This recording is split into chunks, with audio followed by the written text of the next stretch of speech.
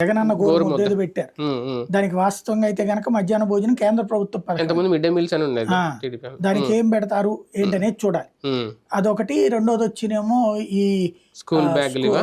School బ్యాగులు అయ్యి ఇక అది విద్యా కానుక. విద్యా కానుక. దానికి ఆ Fix. పేరు అది అక్కర్లేదు. కూడా జగనన్న విద్యా కానుకే జగనన్న మొన్నటి వరకు. అయ్యి అట్లాంటి పేర్లని మరి బాబన్న కానుక అంటారా, చంద్రన్న కానుక అంటారా, లేకపోతే గనక దానికి ఏదైనా చక్కటి పేరు పెడతారా? ఎందుకంటే ఇక్కడ పవన్ కళ్యాణ్ స్టేట్మెంట్లు మనకు గుర్తుంటాయి. అవును. అట్లాంటివి కాకుండా పెద్దవాళ్ళ పేర్లు పెట్టాలి. ఇప్పుడు ఫర్ ఎగ్జాంపుల్ సర్వేపల్లి రాధాకృష్ణ అవును.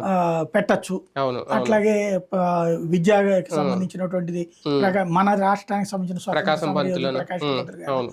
ఇట్లాంటివి పెట్టచ్చు. అవును. అయ్యాన పెట్టేస్తారు. ఎందుకంటే అన్న క్యాంటీన్ల విషయంలో తేడా జరిగింది. ఆయన ఏమన్నారు అప్పుడు, డొక్కా సీతమ్మ పేరు పెడతానన్నారు. అవును. కాకపోతే ఇప్పుడు అన్న క్యాంటీన్ అని పెట్టేశారు కాబట్టి అది మార్చకపోవచ్చు. అవును. ఎందుకంటే గతంలో కూడా అదే ఉంది కదా. ఉంది కాబట్టి దాన్ని మార్చకపోవచ్చు. అంటే గతంలో ఉన్నదాన్నే చెప్పారు.